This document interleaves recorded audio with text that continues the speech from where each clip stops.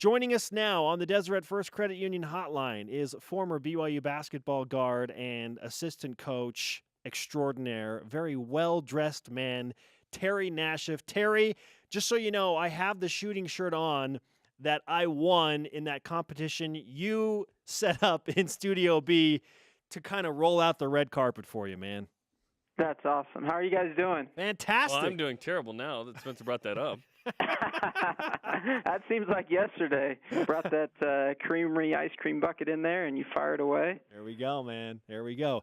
Hey, Terry, let's start with the Twitter question. What did you learn about BYU basketball last night? That first half was really impressive, and what stood out to me is they went on the road. As a team, you've got a young team, and they played really well in those games, got some wins, came home. Everybody's telling them how great they are. They're surprised they're this good. They come to the home arena, play a good team, and they just buried them. 0 for 15 from 3, and it's not like they were wide open. They were contested, and it's not like they were close. They were clanking off the backboard, and there was 4 BYU guys there to grab that rebound. And then efficient offensively, TJ hit some shots, which we knew he would, and it was just a really impressive first half and a win for BYU. This is a young group, like you said. No seniors. The youngest player by age is Yoli Childs, which is pretty incredible considering how successful he's been right out of the gate.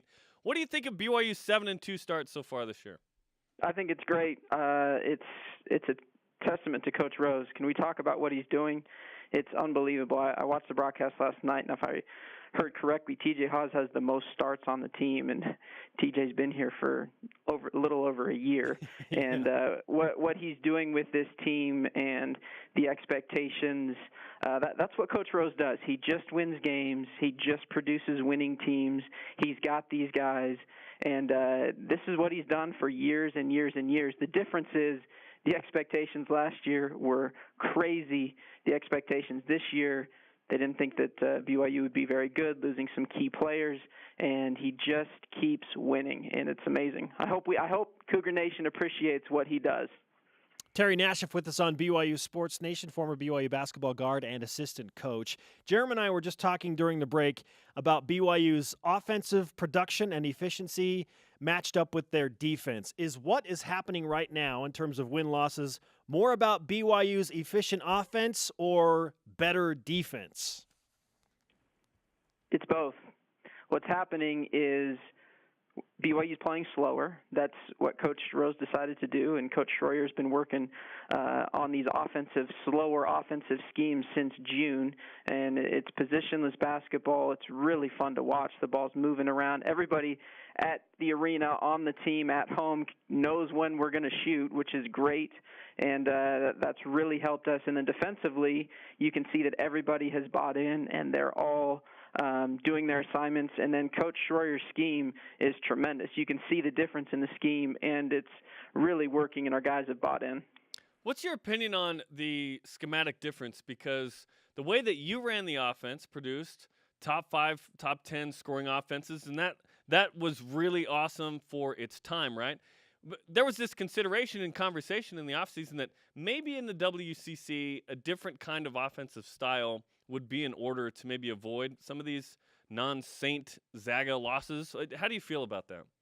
I think a big thing is being able to play. You look at our roster now, and every year it's kind of funny. Every year after the Cougar tip-off, without a doubt, everyone says this is the deepest team BYU's ever had, and it's been going on. I've been there for 16 years. It happens for 16 years.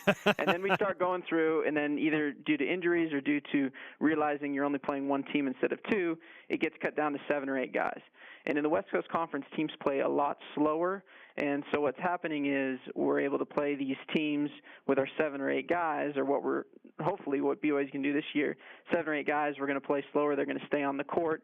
There's less possessions to get fouls. There's less possessions. What was happening is the advantage wasn't happening on the offensive end where we were running these guys at altitude because they were playing so slow.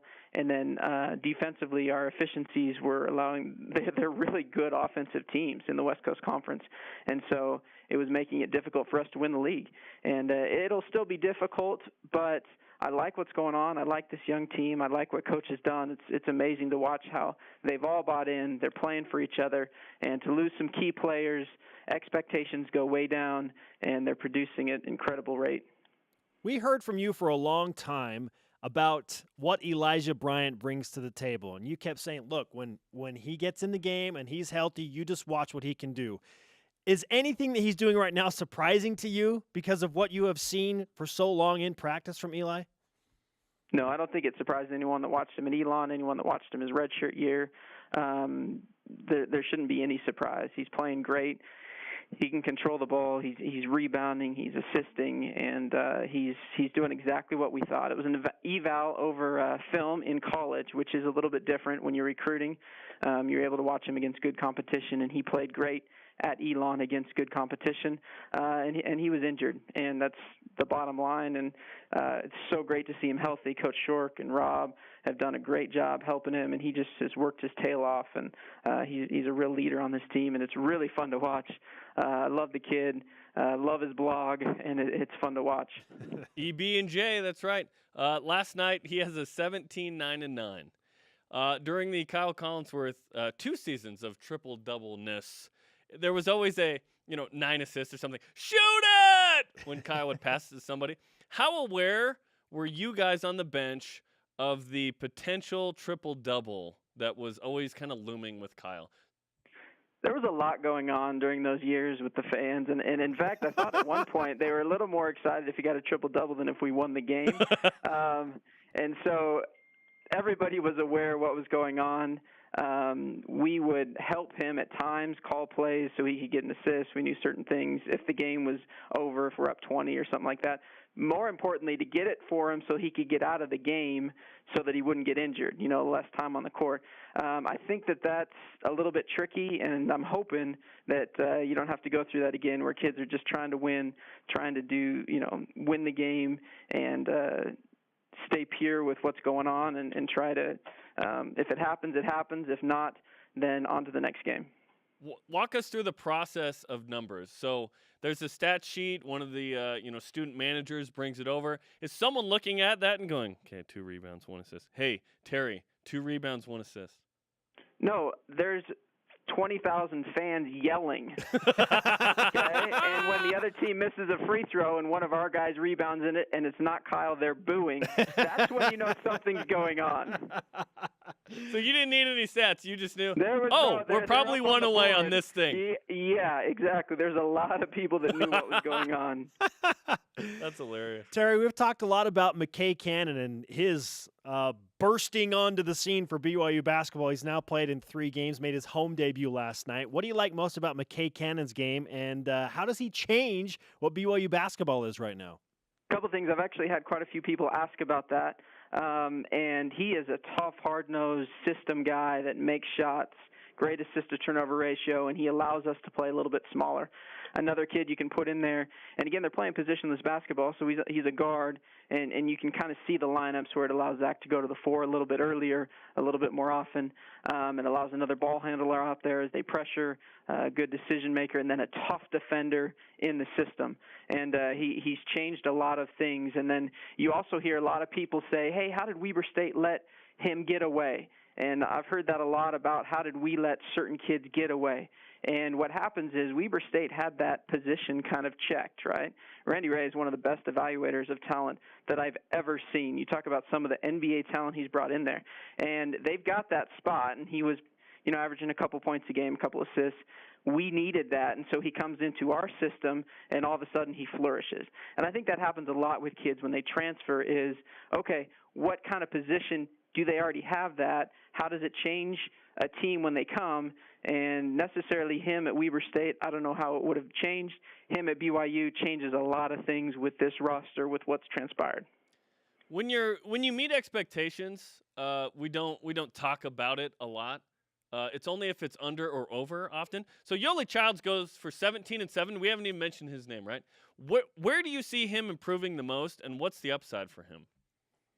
I'll tell you where I see him improving the most, and it talks about what this team does. But when you see him get the ball in the post and they bring a half a man, meaning they bring an arm, or it's not a guy that's fully committed.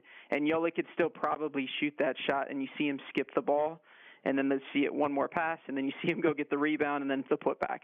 And what's happened is he understands the game so much better. And Coach Schroyer and the coaches Coach Rose have done a great job helping him realize he's a focal point.